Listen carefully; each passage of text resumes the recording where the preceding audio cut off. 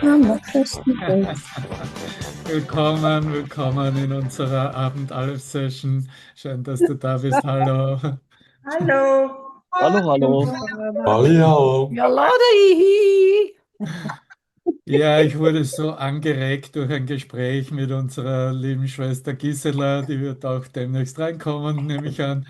Und so bin ich als Steirer Bur natürlich hier herausgefordert gewesen, dir einen Song von SDS aus den früheren Zeiten Fürstenfeld zu spielen.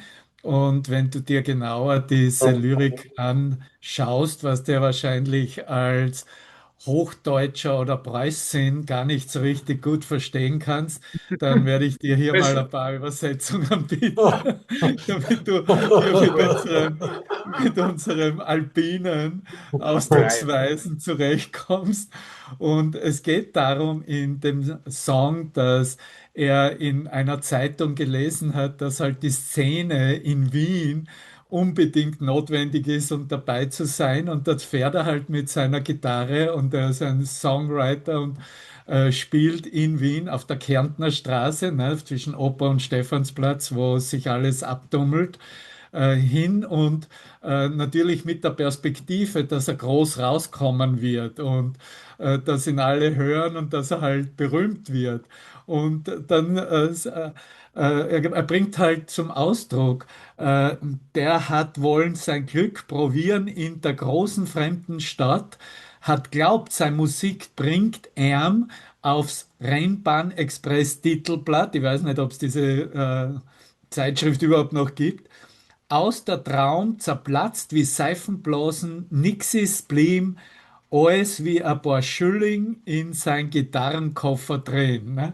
Das heißt, er hatte seine Erwartungen wurden nicht entsprochen und er hat eben wochenlang hat er's versucht und es ist zum Narrisch werden. Keiner will mich singen hören. Ach so, sollte das ja übersetzen, oder? Niemand will mich hören, wie ich singe. Aber ich glaube, ihr könnt das ja ganz gut selber interpretieren. Und langsam kriege ich wirklich genug, langsam habe ich genug davon. Ich frage mich, was ich da tue. Ich frage mich, was mache ich hier? Ne? Und das ist eigentlich, wo es beginnt, hier interessant zu werden, auch in Bezug zum Monatsthema mit Verrat. Du wirst sehen, wo mein Geist dahin geht. Und interessanterweise hat er überhaupt keine Lösung für sich in der Änderung seiner Denkweise, sondern er beklagt sich drüber halt, wie die Situation ist. Ständig geht der Wind, ne, Baustellen, nichts kann gefunden werden, kein Mensch was findet. Und die Burenwurst, die Burenheiteln sind auch graus, die schmecken ihm nicht. Im Kaffeehaus brennt's die aus, da ist es zu teuer und er will nichts anderes als nach Hause. Heim, ich will nichts anderes, ich will wieder heim. Ne? Fühle mich da so allein, ich fühle mich so allein hier. Ich brauche keine große Welt, ich brauche keine große Welt, ich will heim nach Fürstenfeld. Ne? Und sein Fürstenfeld in seinem Geist ist eigentlich die kleine Version seiner Heimat, seines Zuhause-Seins, seiner Welt und da, wo er meint, dass es für ihn funktioniert. Und da setzen wir an, schon mit dem Hinblick darauf, was uns diese Lektionen, diese Wiederholungslektionen, wo wir gerade sind, Lektion 16 bis 20 anbieten in der Ausrichtung unseres Geistes, hey, es geht um deine Änderung deiner Denkweise und natürlich kannst du deine Welt ändern, wie du sie siehst. Und die Änderung der Welt auf der Wahrnehmungsebene ist etwas, was automatisch passiert, wenn du gewillt bist, deine Gedanken zu verändern und die Welt zu verändern und dass das geht, das hat sich inzwischen ja herumgesprochen. Aber die Denkweise zu verändern, das ist eine neue Sache. Ah, da ist die Gisela jetzt auch da. Hallo, du Liebe. Ich habe schon Fürstenfeld von SDS gespielt. So, und ich steige hier ein in ein paar Sätze, wie wir sie aus diesen Lektionen ja auch wiederholen wollen für uns, weil diese Sätze absolut diesen Hinweis geben. dass dieser Verrat mit uns selbst, und das war ein Verrat nicht nur mit uns selbst, sondern eben hat auch den Verrat mit unserer Quelle, mit Gott und unter uns, mit unserem Bruder, genauso einhergegangen ist, was ich ja in den drei vorigen Episoden schon immer wieder und ausführlichst eingegangen bin, ist hier eben vorgezeichnet. Wenn ich meine Denkweise nicht ändere, dann bleibe ich beharrlich in diesem Verrat mit mir selbst, weil ich ja die Wahrheit meiner selbst verrate und nicht annehmen möchte. Und das ist, wo Jesus reinkommt mit seiner Geistesschulung und uns darauf aufmerksam macht, hey, hier wird dir wirklich etwas angeboten, was eigentlich nicht in der Welt gelehrt wird. Aber du bist jetzt ausgerichtet und bist gewillt, das zu lehren und dir das anzuhören. Und in der Lektion wird es eben ausgedrückt, wie die Welt, die ich sehe, aus meinen Denkfehlern hervorgeht. Das weiß auch niemand. Ne? Jeder meint, okay, ich sehe schon, dass es ein Fehler ist und dass es einen Fehler repräsentiert, was in der Welt vor sich geht und wie ich es in der Welt sehe. Aber dass es aus den eigenen Denkfehlern hervorgeht, das wissen nur ganz wenige. Du weißt es. Du bist hier. Du hast diesen Kontakt mit deinem höheren Geist, mit dem Heiligen Geist, mit deinem Schreibergeist außerhalb von Raum und Zeit, der diesen Kurs in Wundern dir als sogar als geschriebenes Wort, als Werk in was immer diesen 1400 Seiten dieses Buches anbietet und zeigt, dass dies ein Wissen ist, dass du bereits gewillt bist zu vertreten und zu leben. So, wenn ich meine Fehler berichtigen lasse, und dann sagt er weiter in dieser Wiederholungslektion 16, was ich sehe, zeigt mir, welche es sind. Und so geht es weiter in 17, ich sehe keine neutralen Dinge, eben weil ich keine neutralen Gedanken habe, dass es das eben bezeugt, was ich sehe, was ich denke. Und wenn ich nicht dächte, würde ich nicht existieren. Auch etwas, was wir nur aus unserer Erkenntnis einer Erfahrung von außerhalb von Raum und Zeit für uns als wahr wissen und anerkannt haben und weiterhin anerkennen wollen. Ich würde nicht existieren, wenn ich nicht denken würde, weil Leben Gedanke ist. Und natürlich ist es hier eine Einladung, Leben zu untersuchen, was Leben wirklich bedeutet. Und das Leben in Wirklichkeit nichts mit irgendeiner Wahrnehmung von veränderlichen Dingen einer projizierten Welt zu tun hat. Lass mich auf die Welt, die ich sehe, als die Repräsentation meines eigenen Geisteszustandes schauen.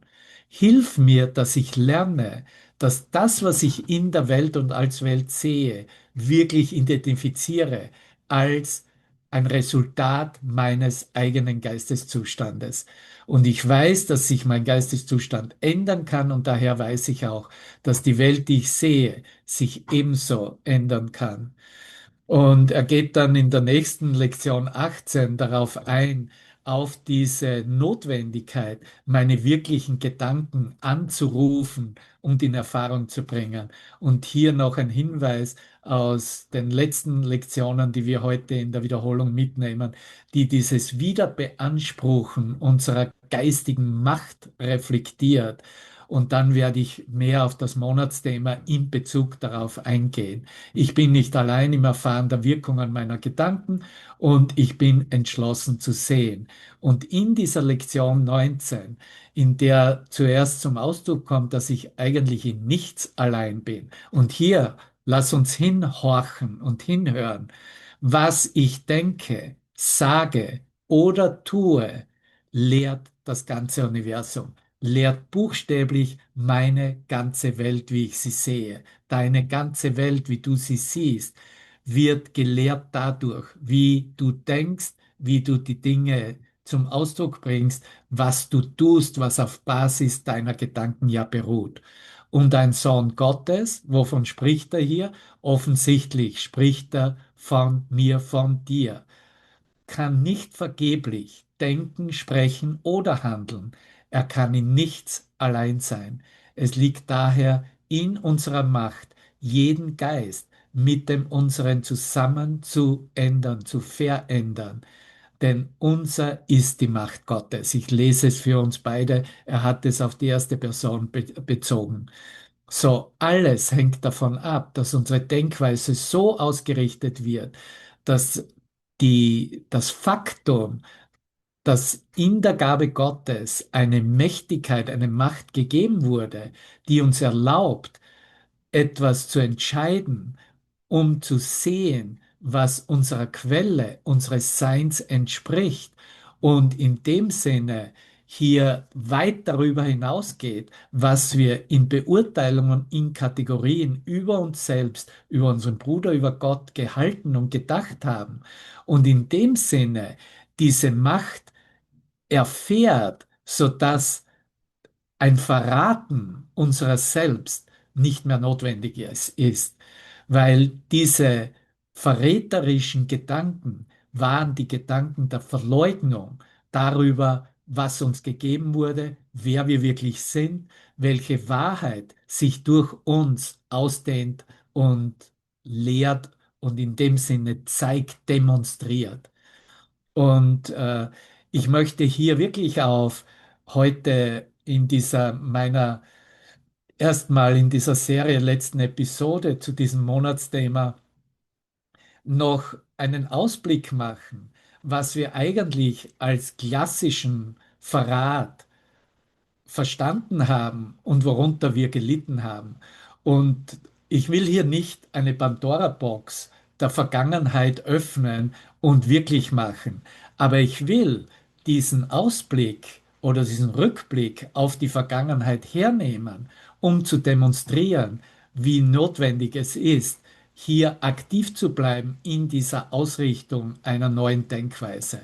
Und was mir in den Gesprächen in den letzten Tagen auch verstärkt reingekommen ist, waren Situationen oder Bilder, wie wir sie vor nicht so allzu langer Zeit ganz persönlich in Erfahrung gebracht haben oder als Berichterstattung und Geschichten von unseren Eltern und Großeltern gehört haben, weil der Verrat auf der politisch-gesellschaftlichen Ebene ist eine Idee, die sich klassischerweise über alle Zeiten hingezogen hat. Und ob du jetzt hier in einer Aleph-Session dabei bist und selbst noch eine Erfahrung hast oder gehört hast, was in deinem ehemaligen Ostdeutschland gang und gäbe war, als Verräter zu identifizieren, zu suchen, herauszufinden, abzuhören und so zu klassifizieren, oder ob du noch ein bisschen weiter zurückgehst und wie ich es aus meinen eigenen Erzählungen meiner Großeltern weiß, wie Verrat im Dritten Reich gesehen wurde und in dem Sinne klassifiziert wurde und gerechtfertigt wurde.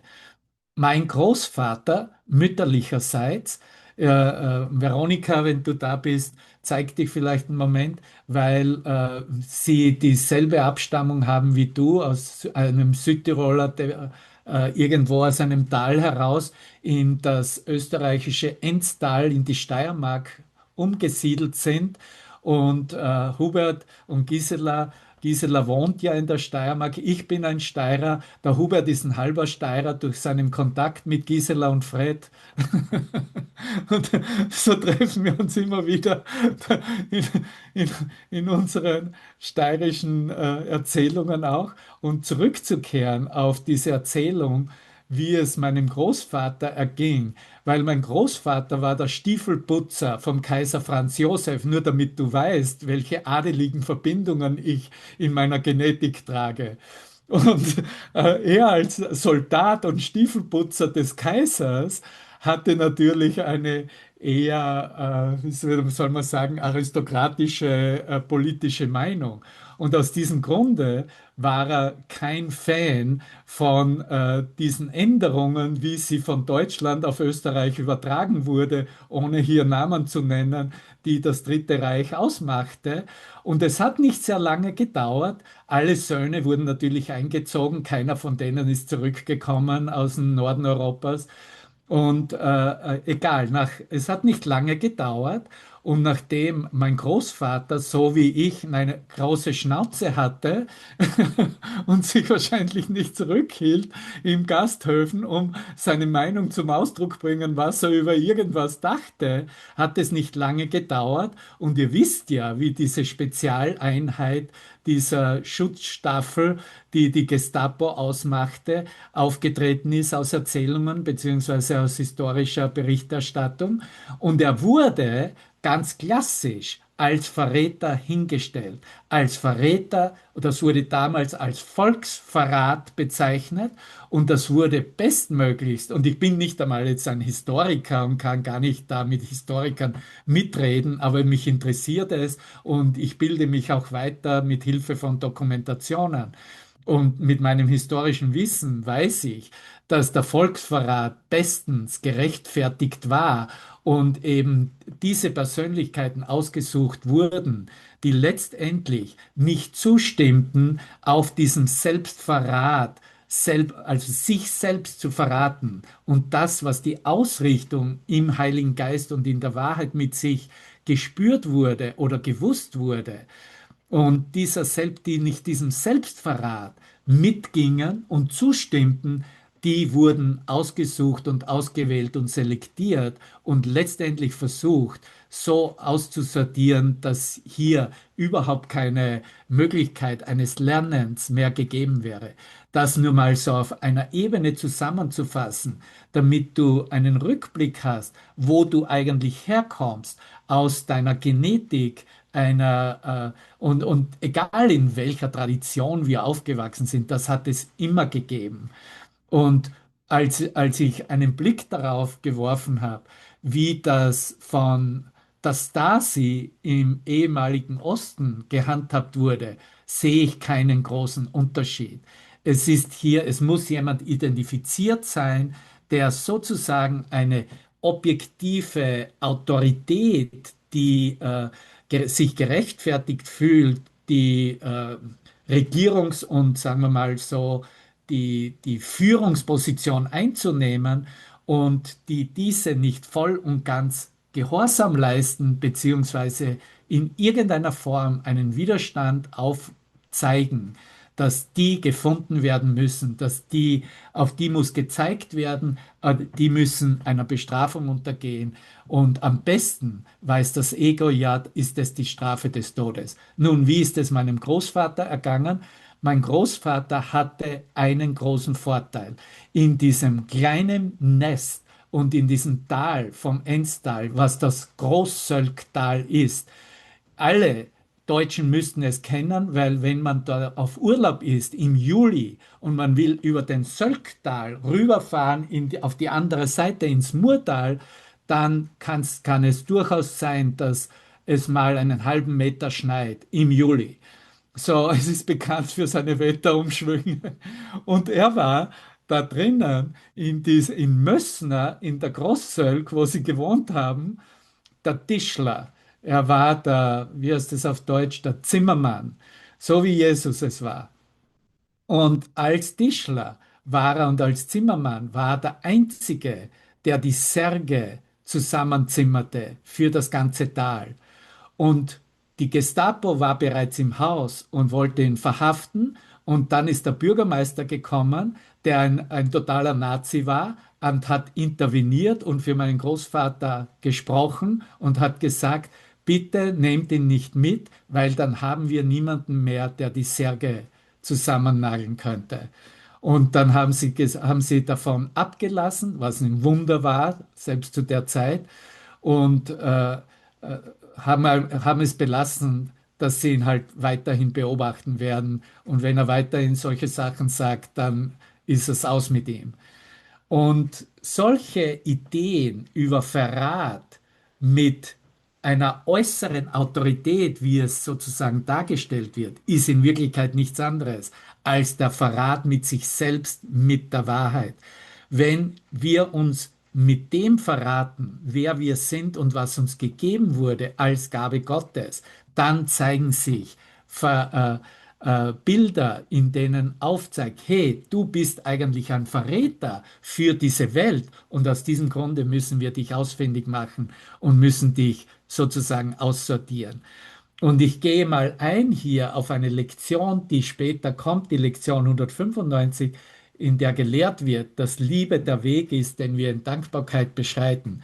Und hier erwähnt Jesus in einem Absatz, wie wir uns eigentlich, wo wir herkommen, wie wir uns gesehen haben und was da im Geist passiert. Und ich möchte das wirklich hier mit einer Betonung mit dir teilen, damit du siehst, warum es so notwendig ist, hier wirklich einen Unterschied zu demonstrieren und dass dieser Unterschied nicht durch irgendein Tun oder nur ein Tun ist, aufgrund einer Opposition oder oppositionelles Verhalten, sondern auf Grundlage einer neuen Denkweise, einer neuen Schau, einer neuen Sichtweise. Und in dieser Lektion 195 drückt er es aus, wie der menschliche Geist, das menschliche Bewusstsein, seinen Bruder, seinen Weggefährten, die, mit denen er eigentlich lebt, die der Gesellschaft nützlich sind und dienen, wie das eingeordnet und gesehen wird in der Verleugnung. Dein Bruder ist dein Feind, natürlich hier Anführungszeichen Feind, weil du in ihm den Rivalen siehst für deinen Frieden, einen Plünderer, der seine Freude von dir nimmt und dir nichts lässt als eine finstere Verzweiflung, die so bitter ist und unbarmherzig, dass keine Hoffnung bleibt. So, das ist selbst ein Moment des Zweifels. Wir sind ja so gerechtfertigt, wir machen ja alles richtig. Alles muss so geschehen, wie wir es wollen. Ne? Diese autoritären Ansatzweisen im menschlichen Ego-Bewusstsein sieht das natürlich sofort als eine Bedrohung. Ein Ausdruck der Liebe, ein Ausdruck der Freude, ein Ausdruck der Glückseligkeit, etwas, was Hoffnung gibt, etwas, das verbindend ist, wird als Bedrohung, als Feind sofort identifiziert. Ein Plünderer buchstäblich für die Welt, die man ja so und so genau wirklich machen möchte. Und jetzt ist die Rache das Einzige, was zu wünschen bleibt. Jetzt kannst du nur versuchen, ihn zu Fall zu bringen, damit er im Tod mit dir daliegt, so nutzlos wie du selbst und mit so wenig in seinen habgierigen Fingern wie in den deinen. Ja, das wird natürlich alles projiziert. Der ist ja sowieso nur, der möchte eh nur, ist ein Revoluzer, wird vielleicht gesagt, oder ist ein Angreifen, wird als Terrorist jetzt bezeichnet, wird als was immer bezeichnet. Wenn du bloß eine Idee hast, die dir sagt, ich möchte nicht diesen Weg gehen, sondern in der Gabelung des Weges gehe ich den Weg, der mich nach Hause begleitet, der mich nach Hause führt. Und das ist der Weg, den du entschieden hast zu begehen. Und das ist der Grund, warum wir uns hier wieder treffen und warum wir rekapitulieren, dass wir nicht mehr zurückkehren und zustimmen einen Weg, in dem letztendlich nur der Tod gerechtfertigt wird und die Bestrafung und ein Recht haben von Systemen, die letztendlich sich nicht so verbinden, dass alle Beteiligten im Wohlwollen sich erfahren könnten. Und das führt mich weiter zu Beginn von Kapitel 17, die Vergebung und die heilige Beziehung, wo er über die Fantasie der Wahrheit überbringen spricht. Und das beginnt mit diesen Aussagen des Verrates. Und ihr habt sie sicher schon mal gehört zu diesem Monatsthema. Und ich werde es gerne hier noch einmal erwähnen. Das ist dieser erste Absatz, dass der Verrat von Gottes Sohn nur in Illusionen liegt. Das ist, wo wir als erstes hingehen müssen in unserem Geist. Identifizieren, das, was ich sehe in der Welt, ist nicht die wirkliche Welt, die mein inneres Sehen und die Schau Christi mir öffnet. Das ist nach wie vor eine Repräsentation von einer Denkweise, die in der Trennung und in Gegensätzen operiert und sich so darstellen möchte, als ob tatsächlich eine Seite mehr Wert hätte oder der Wahrheit entsprechen würde. Der Verrat von Gottes Sohn liegt nur in Illusionen und all seine Sünden das ist ja, was wir tatsächlich in dem Sinne verraten haben für uns. Wir haben unsere Sündenlosigkeit und die Sicht, unseren Nächsten als sündenlos anzuerkennen, verraten. Und daraus wachen wir jetzt auf. Und alle seine Sünden bildet er sich selbst nur ein. Seine Wirklichkeit ist ewig sündenlos. Ihm muss nicht vergeben werden. Ihm muss nicht vergeben, er muss erweckt werden. Das ist diese Hingabe, die wir jetzt zeigen, in unserer Verbindung mit diesem Geist, dem Geist Christi Jesu, dem Geist des Heiligen Geistes in uns, dass wir dieses Erwecken unseres uralten Träumens in diesem Krieg mit uns selbst sehen, dass hier in Wirklichkeit keine Wirkung da ist, dass es nichts getan hat, was wir da geträumt haben. Es war bloß geträumt. In seinen Träumen hat er sich selbst, seine Brüder und seinen Gott verraten. Vergiss das nie. Es ist nie nur eines. Es ist nie nur nicht Gott verraten oder da ist ein Bruderverrat. Es ist immer alle drei zusammen. Gott, der Nächste, der Bruder und das eigene Selbst wird verraten. Was in Träumen getan wird, ist nicht wirklich getan worden. Man kann den Träumenden unmöglich davon überzeugen, dass er sich so verhält, denn Träume sind wegen ihrer Illusion von Wirklichkeit das, was sie sind. Nur im Erwachen liegt die volle Befreiung von ihnen, denn nur dann tritt vollkommen klar zutage, im Erwachen, Bruder, nichts anderes, tritt vollkommen klar zutage, dass sie gar keine Wirkung und auf die Wirklichkeit hatten und sie nicht verändert haben. Auf das, was du bist, was der Sohn Gottes selbst ist, hatte irgendein Traum der Trennung keine Wirkung. Amen. Fantasien verändern die Wirklichkeit, das ist ihr Zweck. In Wirklichkeit können sie das nicht, weil wohl aber können sie es in dem Geist, der die Wirklichkeit anders haben möchte. Das heißt mit anderen Worten, es kann daran geglaubt werden, dass auf die Wahrheit, auf die Wirklichkeit eine Auswirkung von Ego-Trauminhalten möglich wäre. Und so wird es dann halt auch erfahren oder in Erfahrung gebracht. Aber in Wirklichkeit hat es keine Auswirkung. Das ist, was uns ewig als sündenlos etabliert, egal was ein Bewusstsein macht oder nicht macht. Jeder ist letztendlich in dieser Sündenlosigkeit seiner wahren Identität etabliert und kann sich nur daran erinnern und dafür arbeiten und üben, um das weiter zu eröffnen und herauszukristallisieren, damit hier keine Missverständnisse mehr vorkommen. Und irgendwo ist es ja eigentlich schade, dass nicht mehr daran Interesse haben, an so einer Lehre. Ich meine, sieh dir doch an, mit wie vielen du dies lehrst. Vielleicht in deinem Ort und wo du auf der physischen Ebene lebst, hast du überhaupt niemanden, mit dem du das teilen kannst. Und wenn du eine oder zwei Personen hast, kannst du dich schon höchst glücklich schätzen. Und schau mal hier, dann bist du halt hier auf dieser Aleph-Plattform, in diesem Zoom-Raum. Und die kannst du alle als deine Brüder halten und dankbar dafür sein. Aber wie viele sind denn das? Es ist ja lächerlich letztendlich, wenn du dir ansiehst in deinem Traumgebilde deiner Welt, was da möglich wäre, wenn das Interesse da wäre. Wenn das Interesse da wäre, wäre jeder da, weil es das Interesse ist, ja, ich will das Erwachen meines Geistes.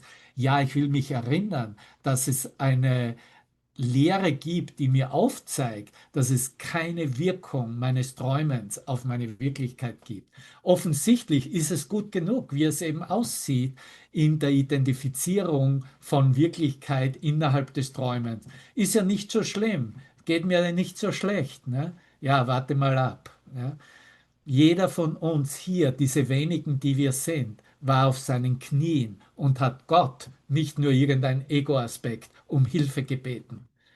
Und das hat alles verändert und eine neue Perspektive eröffnet. Von dem Moment an haben wir erst erkannt, dass Wunder nicht nur möglich sind, sondern wirklich vor sich gehen, aufgrund dessen, weil wir gewillt sind, unsere Denkweise zu ändern.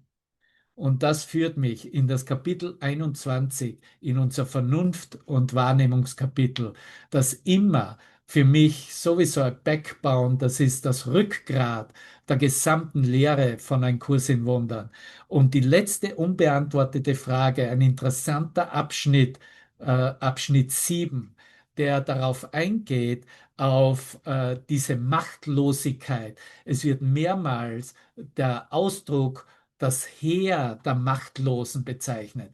Weil wenn wir nicht anerkennen, wenn wir nicht dafür aufstehen, wenn wir nicht gewillt sind zu denken, das zum Ausdruck zu bringen, zu sagen und zu tun, was aus dieser Gabe der Macht Gottes uns gegeben wurde, dann sagen wir nach wie vor dazu, okay, ich bin halt auch nur ein kleiner Teil dieses Heer der Machtlosen.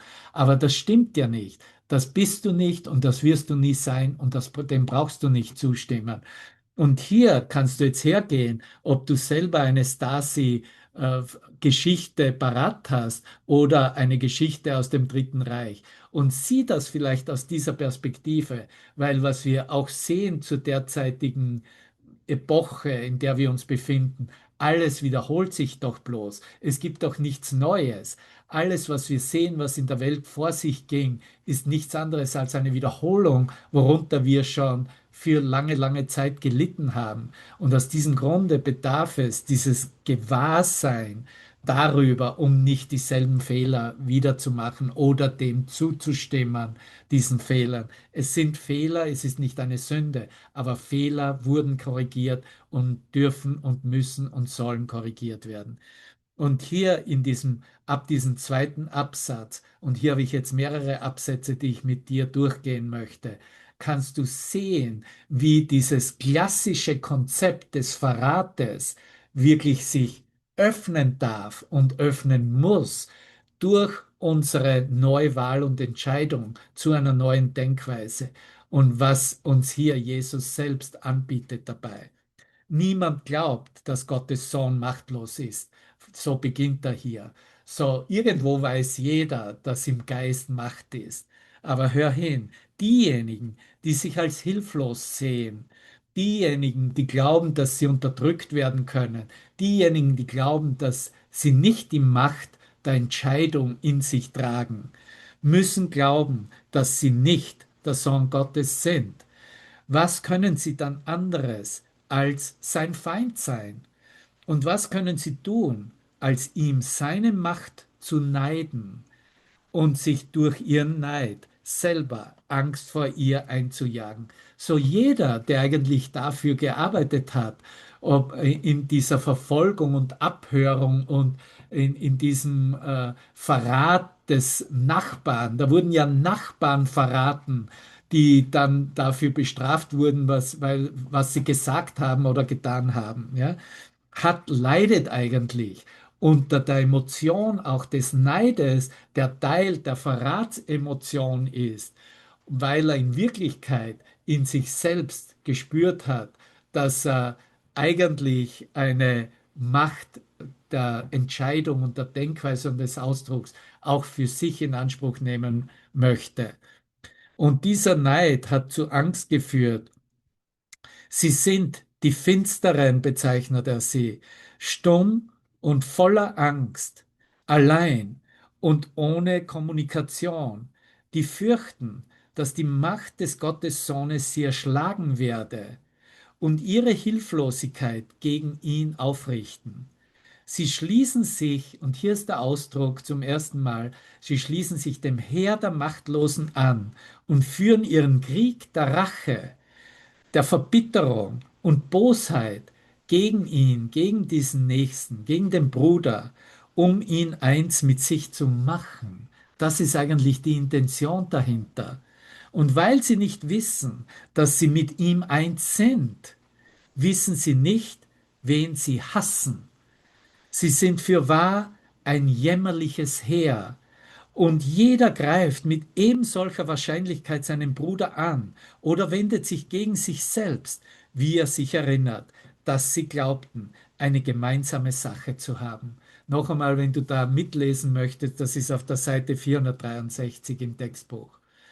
So, hier findest du bereits eine klare Definition dieses Bewusstseins, das dahergeht und ob es jetzt die NSA und wir werden gerade jetzt mitgehört, was wir miteinander teilen. Und das wird ausgewertet über die KI und wird zugeordnet. Oh, ich habe ja Gisela und Hubert erwähnt, hätte ich vielleicht anonym lassen sollen. Ne? Und ja, wir sind wirklich in einer Zeit, es ist unglaublich, ne? Was alles, wie alles in diesem Hassausdruck und in diesem Neid dieser Erkenntnis der Verbindung und der Selbsterkenntnis, was hier eigentlich überdünkt oder verleugnet wird. Aber das öffnen wir jetzt. Wir öffnen dieses klassische Konzept des Verrates und öffnen uns hin zu diesem Annehmen der Mächtigkeit unseres Geistes, was die Macht der Entscheidung ausmacht. Wir lernen zwar und üben diese Lektionen, die Macht der Entscheidung ist mein und so weiter. Und das wird so für einen normalen Kurs, Schüler, Student und Lehrer schon so als normal angenommen. Das ist das Um und Auf. Das ist der Kicker in der gesamten Geistesschulung, wenn wir wirklich anerkennen und berühren, oh mein Gott, ich bin mächtig zu entscheiden und alles hängt davon ab, wie ich es in meinem Geist denke und halte. Und nichts kann in der Welt passieren, ohne dass ich dem zustimme. Da werden wir demütig. So, er geht hier weiter und sagt, sie sind fürwahr ein jämmerliches Heer und jeder greift mit ebensolcher Wahrscheinlichkeit seinen Bruder an oder wendet sich gegen sich selbst, wie er sich erinnert, dass sie glaubten, eine gemeinsame Sache zu haben. Rasend und laut und stark scheinen die Finsteren zu sein. Sie kennen aber ihren Feind nicht. Sie kennen ihren Bruder, ihren Nächsten nicht, sondern hassen ihn nur. Im Hass sind sie zusammengekommen, doch ohne sich zu verbinden. Ein einziger Augenblick der Verbindung im Geist, im Herzen, in der Seele, in der Denkweise mit dem Heiligen Geist und das Spiel ist vorüber. Dieses Spiel des Getrenntseins und dieser Ausgliederung und dieser Sequestrierung und dieser Kreuzigung und dieser alles, was wir sehen, ständig in der Welt, ist vorüber, wenn Geister sich verbinden und eine Erfahrung haben. Denn hätten sie das getan, wäre Hass unmöglich. Das Heer der Machtlosen muss sich in der Gegenwart der Stärke auflösen. Hörst du das? Das Heer, das dahinter steht, das ist was, in anderen Lektionen spricht er davon, die Schwäche und die Schwachen, ja, das löst sich auf, das kann sich nicht halten. Es hat keine wirkliche Kraft, es hat keine wirkliche Substanz, es hat keine wirkliche Ursache. Diejenigen, die stark sind, sind niemals Verräter, denn sie brauchen nicht von Macht zu träumen und ihren Traum auszuagieren. Wie würde denn ein Heer in Träumen handeln? Und auf jede beliebige Weise. Man könnte sehen, wie es jeden mit allem Möglichen angreift. Im Traum liegt keinerlei Vernunft. Eine Blume wandelt sich in einen Speer voll Gift. Aus einem Kind wird da und hier ist wieder ein Riese. Und hier ist wieder meine Veterinärvergangenheit. Und eine Maus brüllt wie ein Löwe. Und Liebe wandelt sich genauso leicht zu Hass. Das ist kein Heer, sondern, und hier ist das Wort, dass du wissen musst, wo du dich befindest, in deinem Menschengeist, in deiner Welt der Trennung, in einer Wahrnehmung von, hier bin ich, da bist du und wir haben nichts miteinander zu tun. Da nennt das ist schreibe es in den Chat hinein bitte, ein Irrenhaus. Wir sind hier in einem Irrenhaus, Gisela. Und du weißt das ganz genau und jeder von uns weiß es. nicht wahr? Aber natürlich die im Dorf, die wollen es nicht hören, weil sie ja schon schöne Vorgärten gemacht haben. Aber es ist, bleibt und bleibt ja trotzdem ein zu sein scheint, ist ein Tollhaus.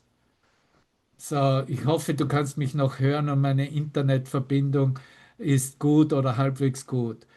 Das Heer der Machtlosen ist wahrlich schwach. Weder hat es Waffen, noch hat es einen Feind. Ja, es kann die Welt wohl überrollen und sich einen Feind suchen. Und das haben wir ständig gesehen in der Vergangenheit. Das ist, wo wir herkommen. Das ist, wo wir sozusagen zustimmen mussten, wenn wir überleben wollten. Und viele von uns haben eben vorgezogen, nicht zu überleben, weil ein Feind gesucht wurde und gefunden wurde in dem Sinne. Doch kann es niemals finden, was nicht da ist. Es kann zwar träumen, es habe einen Feind gefunden, aber das wird wechseln, noch während es angreift, so dass es sogleich losstürmt, um einen anderen zu finden und nie im Sieg zur Ruhe kommt. Du siehst, eine Illusion muss sofort mit der nächsten Illusion ausgetauscht werden, sofort mit einer anderen Person, sofort mit einer anderen Qualität, sofort mit einem anderen Angriff, mit einer anderen Bedrohung gerechtfertigt werden. Und während es so losstürmt, wendet es sich gegen sich und denkt, es habe einen Blick erhascht auf jenen großen Feind, der seinem mörderischen Angriff stets dadurch entgeht, dass er sich in etwas anderes verwandelt. Wie verräterisch erscheint dieser Feind, der sich so verändert, dass es sogar unmöglich ist, ihn wiederzuerkennen. Wow, weißt du, was er hier anspricht? Wir verwandeln uns buchstäblich in Lichtgestalten, in Lichtkörper, in etwas, was das Ego-Bewusstsein überhaupt nicht sehen kann, in eine Entsprechung der Liebe, der Freude und Glückseligkeit, die eben keinen Vergleich und keine Entsprechung in der Welt mehr hat. Das kann dann vielleicht noch groß einkategorisiert werden. Das wird dann als Dollhaus oder Irrenhaus bezeichnet oder du bist dann ein Ausgestoßener und gehörst halt nicht mehr dazu. Ja, das werden wir vielleicht auch wieder sehen, wie wir es in der Geschichte vielmals gesehen haben. Ja? Und ich brauche hier nicht einmal nur über die Ghetto-Situationen über Hunderte und Tausende von Jahren, wie sie dem jüdischen Volk zukamen oder zum Ausdruck gebracht wurden, eingehen, sondern das passiert jetzt zu der Zeit in unseren Gesellschaften, selbst in der westlichen Gesellschaft. Und wir haben keine Antwort durch eine Positionierung und einen Widerstand. Unsere Antwort ist, das zu festigen, wie wir mit Gott denken und als der Sohn Gottes. Das ist unsere Antwort. Der Hass muss aber ein Ziel haben. Es kann keinen Glauben an die Sünde geben ohne einen Feind. Wer, der an Sünde glaubt, würde zu glauben wagen, es habe keinen Feind. Könnte er eingestehen, dass niemand ihn machtlos gemacht hat? Und so geht er dann weiter und stellt uns diese Fragen, dass wir Fragen stellen sollen, die entscheiden müssen und wie wir entscheiden müssen, damit es für uns geschieht. Und hier sind diese vier Fragen. Und die diesen Kurs oder diesen Abschnitt des Kurses kennen, die wissen, dass die ersten drei Fragen ganz leicht beantwortet werden können. Aber die vierte Frage, da mag es vielleicht eine bestimmte Distanz oder einen bestimmten Rückhalt noch geben, eine Reserviertheit. Frage eins: Verlange ich nach einer Welt, die ich beherrsche, anstatt nach einer, die mich beherrscht?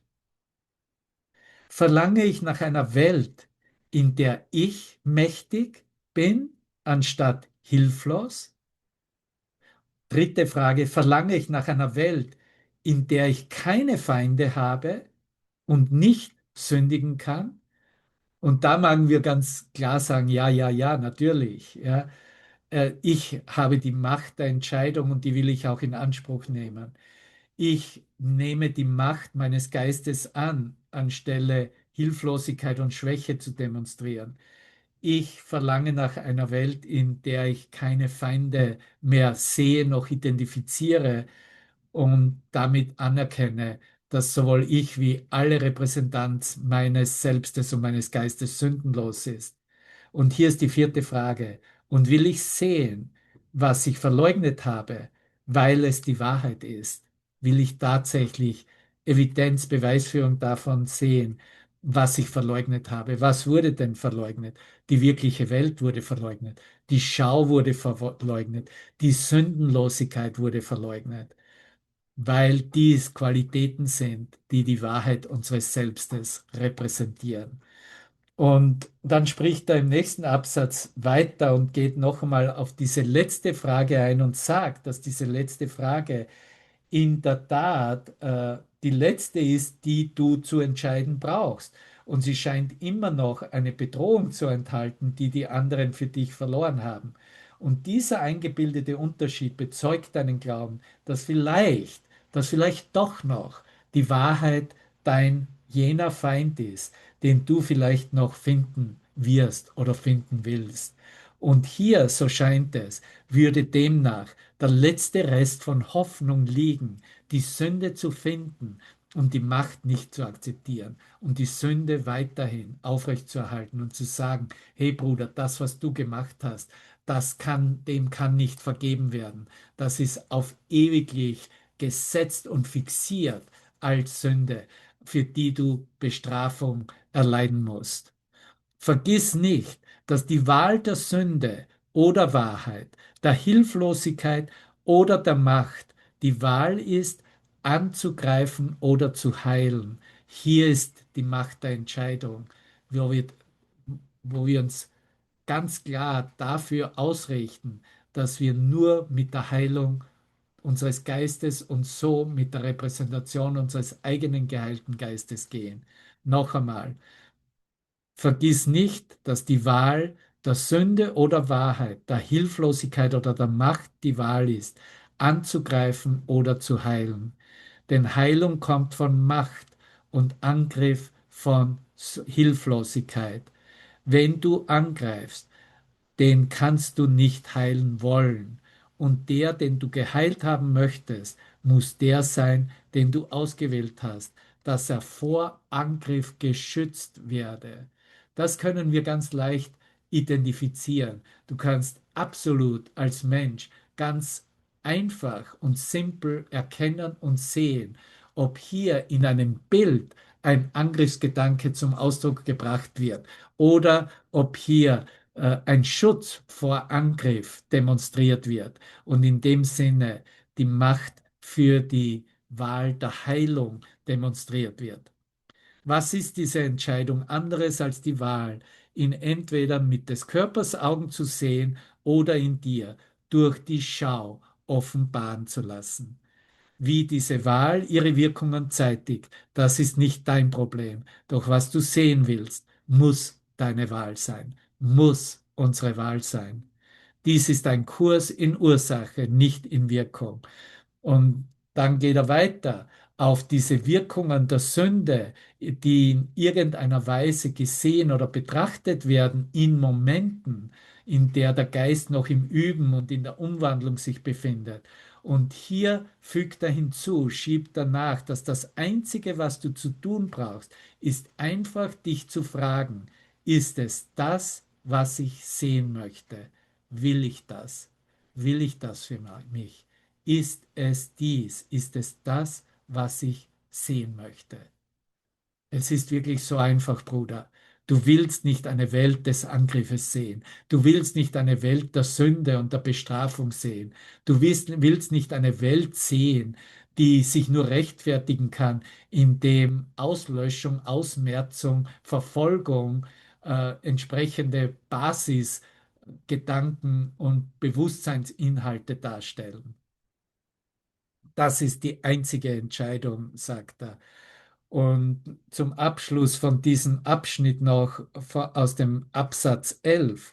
Vom Inhalt her sind alle Fragen gleich, denn jede fragt, ob du gewillt bist, die Welt der Sünde gegen das zu tauschen, was der Heilige Geist sieht. weil die Welt der Sünde eben das verleugnet. Und deshalb sehen die, die auf die Sünde schauen, die Verleugnung, und hier haben wir es wieder, wo wir begonnen haben, die Verleugnung der wirklichen Welt.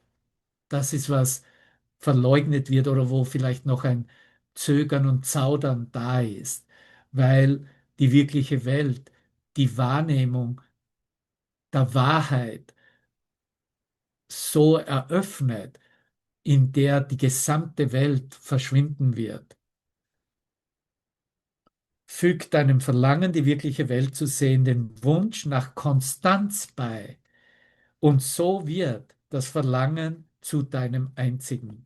Und dadurch, dass deine Antwort auf die letzte Frage Ja ist, fügst du den Entscheidungen, die du bereits für alle übrigen getroffen hast, Aufrichtigkeit hinzu. Aufrichtigkeit, Bruder.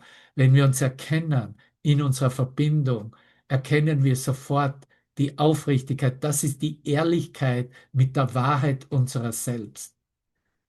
Denn erst dann hast du der Möglichkeit entsagt, noch einmal anderen Geistes zu werden. Sobald du eben dieses nicht mehr willst, sind die übrigen gänzlich beantwortet. So, zum Abschluss für diese Rekapitulation von Ideen, wie wir eigentlich diesen Verrat mit uns selbst, den Verrat dem Bruder gegenüber, den Verrat zu Gott gegenüber entkommen können, neu eröffnen können, buchstäblich daraus erwachen können, wird vielleicht noch einmal bestätigt durch eine Introspektion in unserem Geist. Was wurde mir gegeben? Was ist bereits mein? Was habe ich bekommen von der wahren Quelle, von Gott selbst? Es gibt keine Gabe, um die dich der Vater bittet, außer dass du in der ganzen Schöpfung nur die leuchtende Herrlichkeit seiner Gabe an dich sehest. Das ist eine Aussage aus Kapitel 29, Abschnitt 5. Es gibt keine Gabe, um die dich der Vater im Himmel bittet, außer dass du in der ganzen Schöpfung nur, ausschließlich, nichts als die leuchtende Herrlichkeit seiner Gabe der Liebe, seiner Gabe der Freude, seiner Gabe deines Glückseligseins, seiner Gabe an dich, dass du sie siehst, anerkennst und so weitergibst, wie du sie für dich anerkennst. Sieh seinen Sohn, seine vollkommene Gabe, in dem sein Vater ewig leuchtet und dem die ganze Schöpfung als sein eigen übergeben ist. Weil er sie hat, ist sie dir gegeben. Und wo sie in ihm liegt, in deinem Nächsten, in deinem Bruder, erblicke deinen Frieden. Die Stille, welche dich umgibt, befindet sich, weilt in ihm. Und aus dieser Stille heraus kommen die glücklichen Träume, in denen eure Hände verbunden sind, in Unschuld. Das sind keine Hände, die in Schmerzensträumen etwas versuchen zu ergreifen. Sie halten keine Schwerter, sie halten keine Abhörgeräte und Techniken, denn sie halten nicht mehr fest an jeder eitlen Illusion der Welt. Und da sie leer sind, diese Hände sind leer, wieder als Repräsentation des leeren Geistes, der gefüllt ist mit Licht, der gefüllt ist mit Liebe, der nur Freude als seine wahre Identität kennt. Denn sie halten nicht mehr fest an jeder eitlen Illusion der Welt, und da sie leer sind, empfangen sie stattdessen eines Bruders Hand, in der Vollständigkeit liegt. Und diese Vollständigkeit verbindet uns. Diese Vollständigkeit wurde uns von Gott gegeben. Diese Vollständigkeit wurde jedem in die Wiege gelegt, lieber Bruder. Und es geht darum, sie zu sehen, sie anzuerkennen und in dieser Anerkenntnis sie als die eigene Identität anzunehmen und als dieses Geschenk, das wir in uns finden. Ja, natürlich wollen wir es uns anbieten und einander geben. Und das ist alles, was unser Vater im Himmel von uns möchte.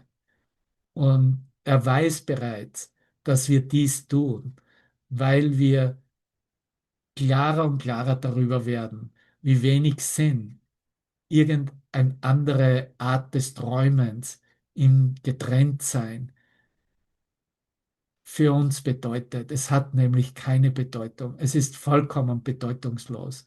Und das soll uns bestärken, hier auch mit diesen täglichen Lektionen, sie so zu beleuchten und so durchzudenken, dass wir klar darüber sind, dass wir in unseren persönlichen Beispielen all das, was am Wissen in uns liegt und die Vergangenheit sehen ist, dass wir nur dann daraus lernen können, wenn wir diese neue Denkweise mit ihm annehmen, in Anspruch nehmen und repräsentieren. In diesem Sinne, und das sind auch die Worte eines jeden Meisters, eines jeden erwachten Geistes, musst du lehren, damit du es für dich selbst annehmen kannst, erlernen kannst. Dieses Lehren ist nicht von einem Auditorium abhängig. Dieses Lehren ist ein Demonstrieren in jedem Moment, in jeder Situation.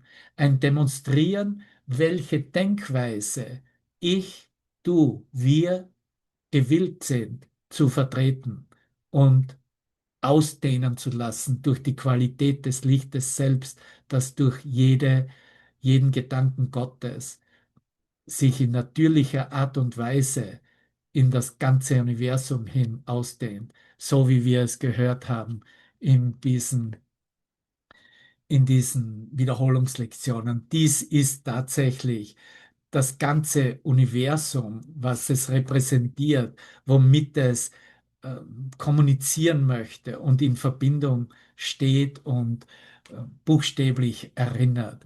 Du bist nicht in dem Sinne ein kleiner Erdenbürger.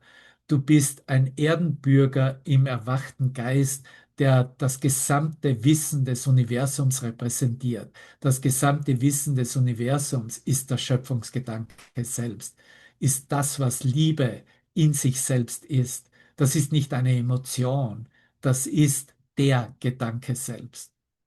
Und in dem Sinne, ja genau, Spiegel groß geschrieben ist immer gut, bist du mein Spiegelbruder. Und so akzeptieren wir, dass er, der Christus selbst in uns, unser Spiegel, so lange sein darf und soll, solange wir noch irgendetwas hier wahrnehmen, als eine Welt, wie sie sich verändert oder in der Veränderlichkeit präsentiert. Und du siehst, die Reise geht nach Hause, aber sie geht nicht nach Fürstenfeld, sondern sie geht wirklich zum wahren nach Hause. Sie geht wirklich in dem, was himmelgroß geschrieben ist, diese Klarheit des Einsseins und diese Erkenntnis dessen, wer wir sind als eins. Wenn du noch einen Segen hinzufügen möchtest, fühl dich frei, hier dein Mikrofon anzumachen an die Zeilen. Ich liebe dich aus ganzem Herzen. Danke, danke, danke. Danke für die Danke, danke. Danke. Danke. Ich liebe dich auch und alle auch. Danke. Mua. Ah, Gabriela, bist du wieder zu Hause? Yeah. Wunderschön. Bist du zu Hause in Fürstenfeld? Ja, daheim, daheim. Daheim, bist Daheim. daheim. Daheim. Ja, danke, das war so schön, ja. So tief. Danke. Und ich bin selbst gerade in einem bürokratischen Prozess für die Beibehaltung der österreichischen Staatsbürgerschaft. Und ich sehe irgendwie, dass man gibt mir so viel Freude, meine Wurzeln, ne, aus der Vergangenheit einfach mitzunehmen und durch die Freude und die Liebe diese Erinnerung auch zu sehen, oh mein Gott, da ist ja nichts mehr gleich, wie es mal war. Ne? Das ist ein vollkommen neues Selbst daraus entstanden.